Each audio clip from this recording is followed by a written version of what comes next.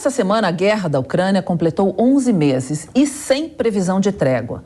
Num pronunciamento na Casa Branca, o presidente norte-americano Joe Biden anunciou que vai fornecer à Ucrânia 31 tanques.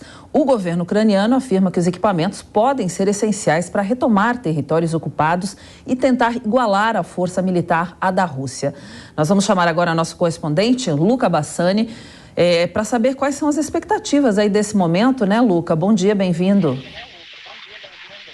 Bom dia, Cláudia, a todos que acompanham a segunda edição. Ontem vimos esses dois pronunciamentos, tanto dos americanos anunciando que vão mandar 31 tanques Abrams, que são um dos mais modernos, também produzidos por eles, à Ucrânia, e o chanceler alemão Olaf Scholz também disse que mandará 14 unidades dos tanques Leopard 2 modelo A6. Isso pode não parecer muita coisa quando olhamos o aspecto quantitativo, mas qualitativamente são blindados muito modernos e que podem fazer toda a diferença no campo de batalha. Os alemães, inclusive, além de enviarem do seu próprio arsenal essas unidades aos ucranianos, autorizaram países aliados como Polônia, Finlândia, que também demonstraram a iniciativa de enviar os seus tanques à Ucrânia, que podem fazê-lo. O presidente Zelensky agradeceu bastante essas doações e disse que serão essenciais para a guerra que se trava no chão da Ucrânia, né? Se nós considerarmos dois aspectos, o aspecto aéreo, os russos têm superioridade, têm conseguido destruir grande parte da infraestrutura energética e da sociedade civil da Ucrânia. Vemos pontes destruídas, edifícios, também escolas, teatros, além, é claro, dessa questão territorial estar encontrando certos entraves nos últimos meses, já que os russos não conseguiram avançar na velocidade que desejavam. E, muito pelo contrário, os ucranianos, até no final do ano passado, no mês de novembro, conseguiram recuperar regiões importantes como a província de Kherson. De qualquer maneira, essa guerra está longe de uma trégua. Vemos que a questão econômica da Ucrânia é devastadora, com o PIB caindo mais de 30% no ano passado, ao mesmo tempo que as sanções econômicas não tiveram o efeito desejado perante a economia russa. As negociações diplomáticas estão paralisadas e os russos, inclusive, aumentaram o seu nível de animosidade para o Ocidente após o anúncio do envio dos blindados durante a tarde de ontem, dizendo que isso evidencia ainda mais a participação direta do Ocidente, da OTAN, nessa guerra que deixou há muito de ser apenas entre Rússia e Ucrânia. Muito provavelmente, durante os próximos dias, à medida que esses blindados forem chegando no território da Ucrânia, nós veremos algumas falas de importantes personalidades da sociedade russa e importantes ministros, a exemplo do ministro das Relações Exteriores, Lavrov, que pode já também fazer novos anúncios sobre a questão geopolítica da região. A Rússia que está sempre tentando rearranjar suas forças e mostrar que, apesar dos contratempos, continua ainda viva nesse conflito. Bom, Luca, obrigada pelas suas informações. Eu já te convido também para participar da entrevista que a gente tem para falar desse assunto agora. A gente vai conversar com Ângelo Segrilo, que é professor e especialista em História da Rússia. Muito bem-vindo, professor. Um bom dia. Bom dia, Cláudia. Professor, aí de acordo com Kiev, nessa quinta-feira, já de manhã, a Rússia enviou dezenas de mísseis e drones, principalmente contra as instalações de energia ucranianas. Esse ataque já pode ser uma retaliação por causa do apoio demonstrado ontem pela Alemanha e pelos Estados Unidos, que anunciaram que vão enviar mais tanques mais potentes aí para o combate? Sim, pode ter sido, mas essa também é parte de uma estratégia que a Rússia tem utilizado nos últimos tempos, né? Ela passou a concentrar mais os ataques naquelas regiões onde havia russos étnicos, né, rebeldes, e no ataque da infraestrutura, né, mais do que batalhas frontais por diversas partes. Então, isso é parte de uma estratégia que eles têm usado nos últimos tempos, mas pode ter tido também um caráter simbólico de hoje em relação ao anúncio de ontem. Professor, para essa entrevista a gente conta também com o nosso correspondente na Europa, o Luca Bassani. Luca, pode fazer a sua pergunta.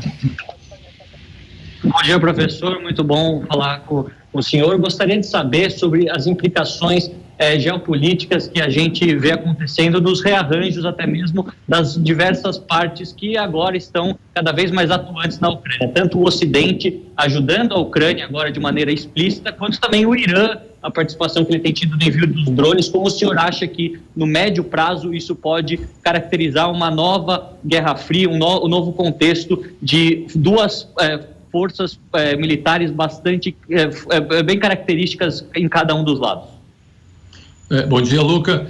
Realmente, essa guerra entre Ucrânia e Rússia, mas nós estamos meio que pisando em ovos, né? O mundo está meio que pisando em ovos em relação a esse conflito, porque ele pode facilmente escalar para uma coisa maior, né? À medida que a gente vai tendo essa escalada, por exemplo, esses novos tanques, né? Até agora a Ucrânia tinha usado aqueles antigos tanques soviéticos, né? Agora vão passar a usar tanques bem mais modernos do Ocidente. À medida que novas armas, talvez mísseis de mais longo alcance, vão recebendo do Ocidente, isso a Rússia pode considerar uma escalada do conflito, e a Rússia já anunciou que não está totalmente descartado o uso de armas nucleares táticas, né? E além disso a gente vê também se espalhando o conflito no sentido de que mais e mais países ocidentais ajudam a Ucrânia, mas por outro lado a Rússia também vai conseguindo aliados, né? De diversos níveis, né? A China, um aliado pelo menos no lado da economia, né? Agora, o Irã, apesar de negar isso, parece que está dando ajuda também militar, né? Principalmente através dos seus drones, que são muito eficientes. Então, isso aí pode escalar para uma criação de novos blocos, né? Principalmente tendo em vista de que os Estados Unidos e a China já vinham com uma escalada de confrontação no campo da economia, mas escalando para outros campos também, já antes disso, né? Então, todos esses conflitos podem se juntar e aí nós temos realmente um problema mais mundial. Professor, esses tanques alemães aí são mais agressivos e mais rápidos que os tanques russos, né? Mas eles ainda serão construídos, só daqui a 3 meses, segundo anunciou ontem a Alemanha, eles irão para lá, para a guerra. Eles podem mudar a dinâmica da guerra? Realmente são uma ajuda, né?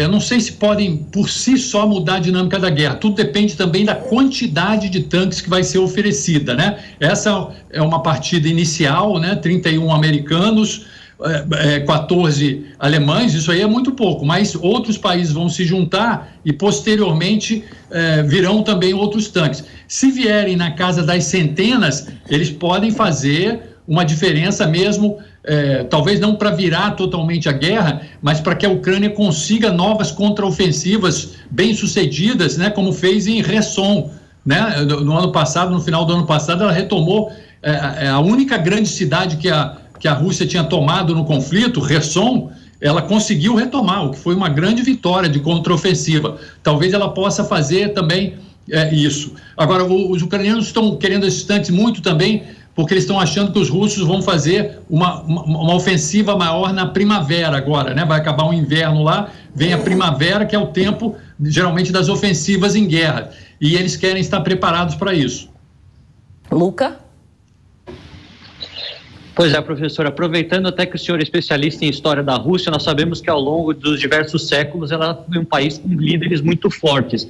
Caso aconteçam outros contratempos e militarmente a vitória da Rússia não seja possível, o que o senhor acha que isso pode significar para o governo de Vladimir Putin internamente? Bom, eu acho que do jeito que o conflito escalou, né, no início eu acho que o Putin teve uma ideia de que seria meio que um passeio, como foi em 2014, né, que eles entraram lá, tomaram a Crimeia e ficou mais ou menos por isso mesmo, né, algumas sanções, etc., mas a tomada militar foi fácil. Só que eles não contaram com a ajuda que o Ocidente daria em uníssono, né, à Ucrânia, que fez com que a Ucrânia pudesse empatar esse jogo, né? Tá um impasse agora. Agora, se o Putin perder essa guerra no sentido, não tanto de que a Ucrânia vá tomar a Rússia ou entrar da Rússia dentro, isso aí não, mas se a Ucrânia conseguir retomar aquelas províncias, primeiro as 2 províncias rebeldes, e principalmente retomar a Crimeia, né, porque a Crimeia era uma península que sempre teve a maior parte da população de origem étnica russa, né, e também é onde está a frota de água quente da Rússia. Se eles conseguirem retomar isso, aí o prestígio do Putin vai cair a tal ponto que ele é capaz até de ser derrubado. Professor, a Alemanha ainda vai fabricar esses tanques aí que a gente falou, e com esse anúncio sendo feito agora, não dá tempo da Rússia revidar ou contar com os outros parceiros, como o senhor já falou aí no início? Realmente é uma corrida contra o tempo que eles estão em relação à ofensiva de primavera, né, que eles estão presumindo que vai acontecer. Agora, esses tanques Leopard, eles já existem em vários países, já estão prontos. Por exemplo, a Polônia já tem uma partida pronta para enviar. Então, o que vai demorar um pouco mais é o treinamento, porque tem que ter um certo treinamento para isso, né? Alguns falam de 2 a 3 meses, mas pode ser apressado. Agora, esse Leopard é de treinamento mais fácil, né? Aqueles que vêm dos Estados Unidos, aí é bem mais complexo. Aí vai demorar mais tempo. Agora, esses Leopards, primeiro que esses outros países já têm esses tanques prontos e podem enviar imediatamente. Bom, professor especialista em História da Rússia, o Ângelo Segrilo, muito obrigada pela sua entrevista. Um bom dia, uma boa semana. Sou eu que agradeço o convite, um bom dia a todos. Luca, também agradeço aí pela sua participação. O Luca deve voltar com a gente mais tarde. Obrigada aí por enquanto, Luca. Bom, vou falar